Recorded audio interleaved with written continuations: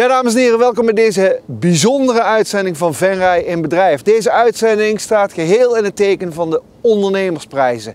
Vandaag gaan we op bezoek bij de 6 genomineerde kandidaten voor die Venrayse ondernemersprijzen. En het thema dit jaar is grensverleggend ondernemen. Nou, wij gaan ook wat grenzen verleggen binnen onze eigen gemeente, want we moeten naar heel veel verschillende plekken. En we beginnen hier op de hei, zoals ze dat zeggen.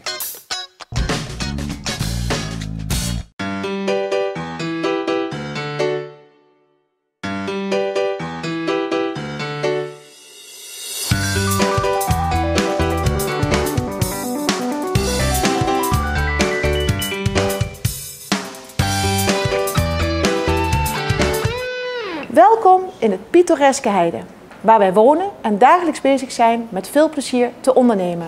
Maar wat is nou grensverleggend ondernemen? Dit vroegen wij ons ook af, maar na onderzoek van het woord grensverleggend en de synoniemen hiervoor was het voor ons duidelijk. Vanuit onze hippe showroom in Heide zijn wij dagelijks bezig met onze mensen om op een vernieuwende wijze te ondernemen.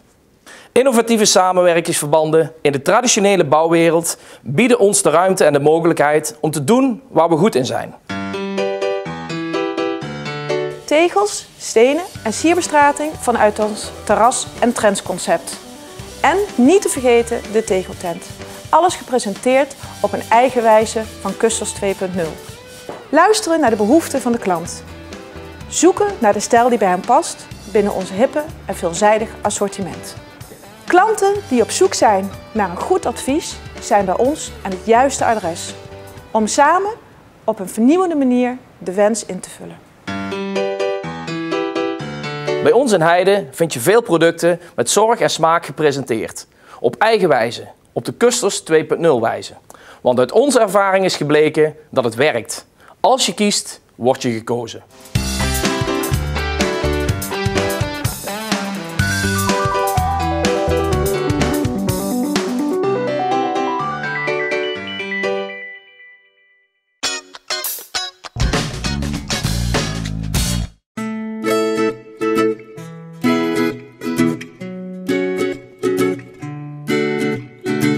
Hier liggen mijn roots. Dit is mijn wereld. Deze grond. Boerderij. Ik ben Erik Thiele, derde generatie Thiele.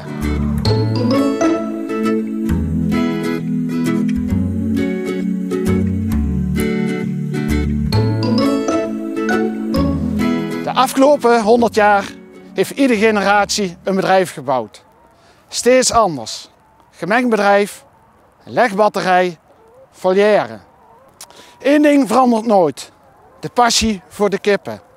Mijn vader zei altijd, als je goed bent voor de dames, komt de rest vanzelf. En zo is het. Tot een paar jaar terug begon ik opnieuw te dromen. Een boerderij waar de kippen loslopen, net als bij oma, maar dan met de allernieuwste technieken. Een boerderij met hart voor kip, mens, milieu en omgeving.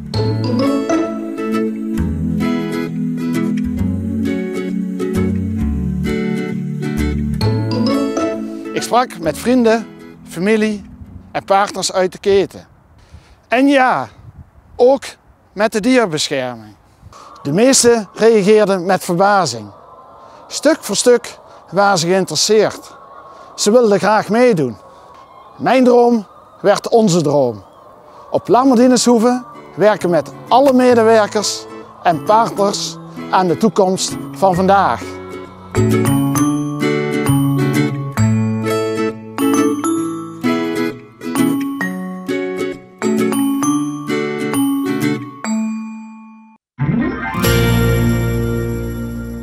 Zo, nou Joost, dan zitten we weer. Zo is dat erop. Weer een jaar voorbij, hè? Ja. De ondernemersprijzen komen er weer aan. Ja. Wat is het thema van de ondernemersprijzen dit jaar? Dit jaar is het thema grensverleggend met een uitroepteken. En waarom dit thema? Waarom dit thema? Misschien eerst even uitleggen waarom überhaupt waarom een thema. überhaupt een thema? Dat is wel een goeie. Leg eens uit. Ja. Nou, we hebben ieder jaar een thema en eigenlijk om 3 redenen. Op de eerste plaats, al die ondernemersverenigingen hebben natuurlijk toch een grote achterban, veel bedrijven. En het richt de ondernemersvereniging wel bij het zoeken van, nou, dan kun je toch wat concreter zoeken in je achterban. Wie zou daar nou goed voor een aanmerking komen? Dat is 1. 2, de jury jureert altijd op de standaard items van goede bedrijfsvoering, personeelsbeleid, financiën. Maar met een extra thema is dat ook een extra dimensie, extra criterium voor de jury om op te beoordelen. Dat is 2. En 3, het geeft de kandidaten ook gewoon een extra haakje om hun presentatie op de avond zelf goed voor te bereiden. Dus dan een mooi thema waar je je act aan op kunt hangen. Dus het thema geeft vooral heel veel richting, Ja. hartstikke handig, praktisch. Ja. En dan nu dus dat thema grensverleggend ondernemen. En waarom hebben jullie gekozen voor uitgerekend dit thema? Nou, dat vonden we een mooi thema. We doen dit altijd in het comité en in samenwerking met de jury. We zoeken ieder jaar toch wel weer naar een beetje een spannend thema, een ander thema, ieder jaar wat anders. En grensverleggend is ook weer een heel breed thema. Je kunt daar zeg maar letterlijk grensverleggend, hè? Wie gaat er Europa in of de hele wereld in, maar ook veel meer als metafoor voor grensverleggend een marketingstrategie, grensverleggend personeelsbeleid. Ondernemers zijn daar vrij in om dat op hun eigen manier in te vullen.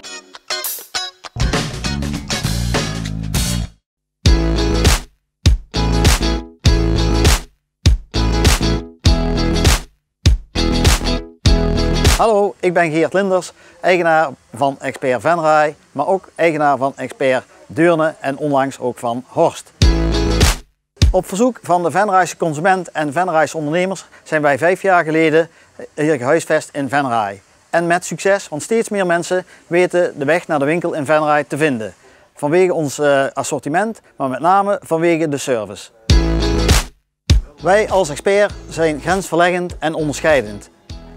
Wij onderscheiden ons op name met de service. Service verlenen aan huis, aftersales op onze apparaten heeft ons heel wat gebracht. Wij zijn daardoor gegroeid van 1 naar 3 winkels. Daar waar in onze detailhandel steeds meer winkels sluiten, is het ons gelukt om steeds meer winkels te openen.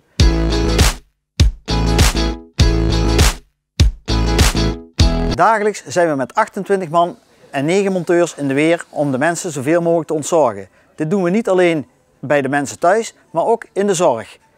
Deze mensen moeten in mijn inziens zorg verlenen en wij kunnen zodoende deze mensen ontzorgen. Snel en accuraat handelen. Dit is waar wij voor staan als Expert Venray, maar ook in Horst en Deurne.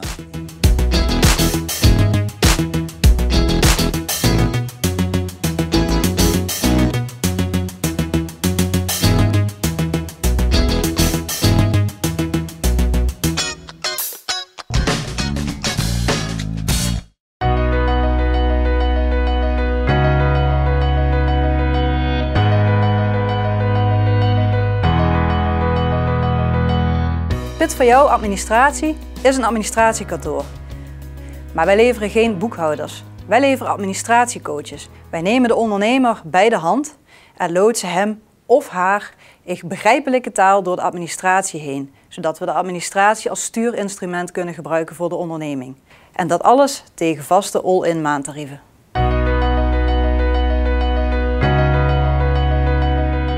Maar wij gaan nog veel verder dan dat. Wij verleggen de grenzen van ons vakgebied door ons te realiseren dat de cijfers maar één onderdeel zijn van de administratie. Wat veel belangrijker is, is het verhaal achter de cijfers. Het verhaal achter de ondernemer, het plan.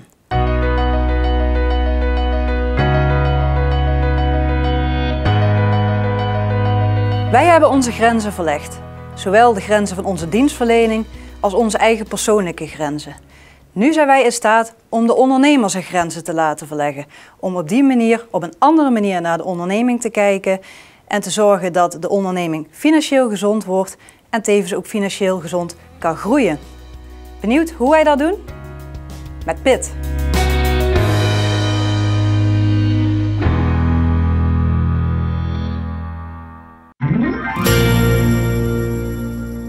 Maar dan, 9 januari, dan is het weer zover. Ja. Even een klein praktisch vraagje, Joost. Want normaal gesproken, volgens de traditie, is de burgemeester de voorzitter van de ondernemersprijzen, van de jury. Nu hebben we dit jaar te maken met een burgemeesterwissel. Hoe gaan jullie daarmee om? Dat hebben we net zo praktisch opgelost als jouw vraag is. Hè. We hebben Hans Gillissen gevraagd om gewoon het jurytraject voor te zetten. Dat wilde hij ook nog heel graag doen dit jaar, dus dat doet hij ook gewoon. De ondernemer die gewonnen heeft is dan ook bekend. Ruimschoots voor 1 januari. En 1 januari is een burgemeesterswisseling. Dus wij vragen de nieuwe burgemeester of hij de prijs wil uitreiken. Ja.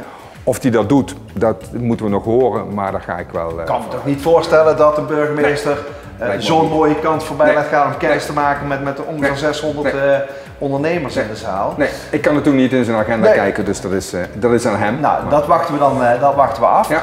Jongens, tot slot, is er verder nog ander nieuws met betrekking tot de ondernemersprijzen? Zijn er veranderingen of gaat het allemaal zoals we dat gewend zijn?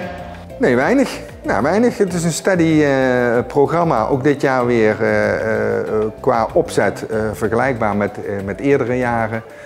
Jurytraject loopt goed.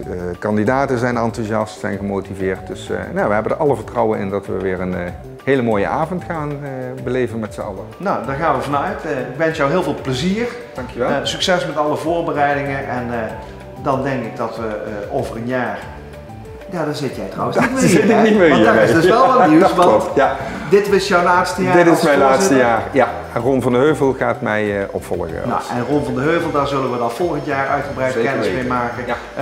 Vanaf hier in ieder geval bedankt voor al die jaren dat je het hebt gedaan. En heel veel succes en plezier op 9 januari. Dankjewel.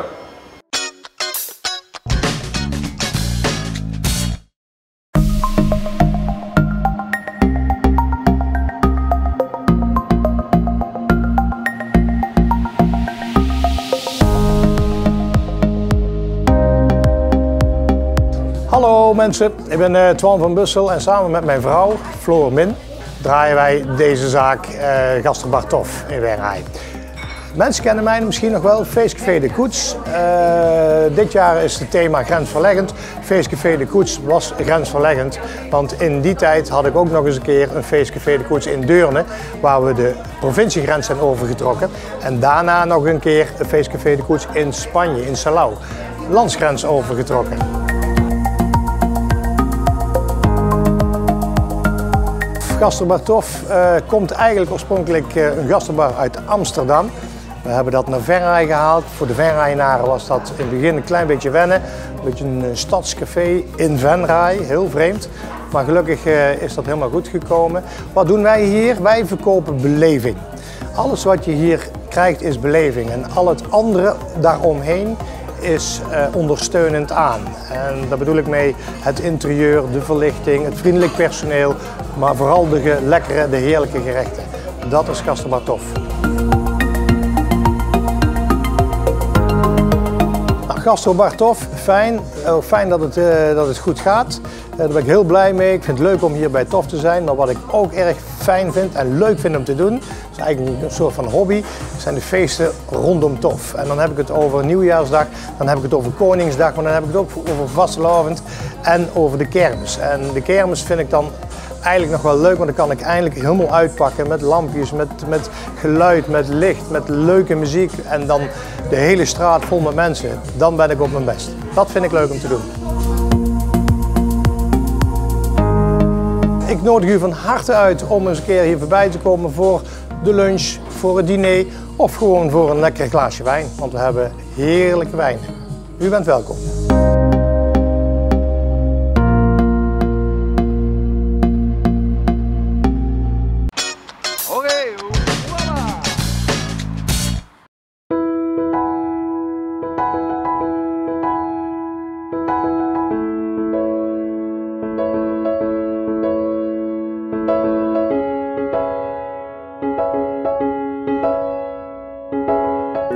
Als 14-jarige jongen heb ik binnen Harold Lense Keukens het vak mogen leren en in 2018 ben ik voor mezelf begonnen hier in dit mooie Wansum. Ik doe dit niet alleen, we doen dit samen met een fantastisch team van verkopers, werkvoorbereiders en monteurs en samen met jullie, want samen met jou maken wij die fantastische droomkeuken.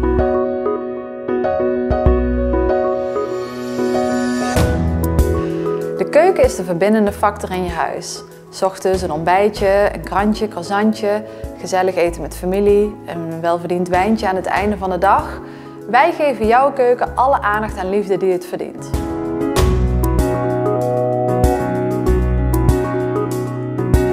Het gaat niet om het mooiste op maat gemaakte kastje of de beste en nieuwste apparatuur. Het gaat erom wat jouw droomkeuken te bieden heeft. Uitgebreid ontbijten, lekker dineren in de keuken of een wijntje of een espressootje. Daar gaat het om in het leven.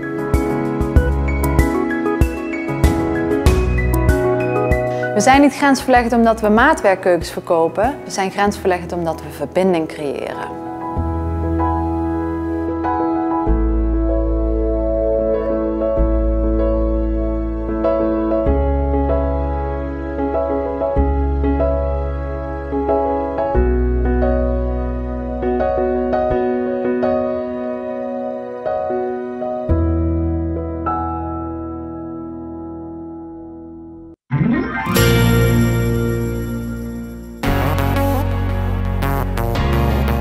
Allebei niet, denk ik. All inclusive. Ja? Ja. Backpacken in Australië. Backpack in Australië, zeker.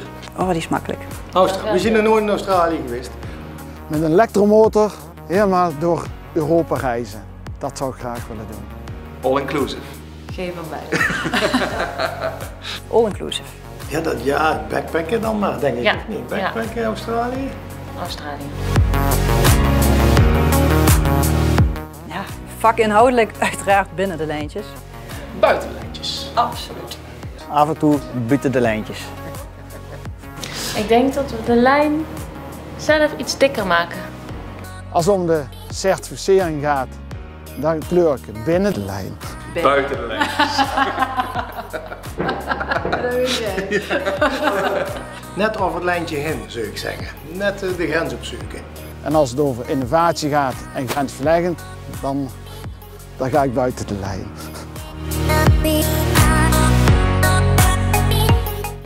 Daar moet ik eens goed over nadenken.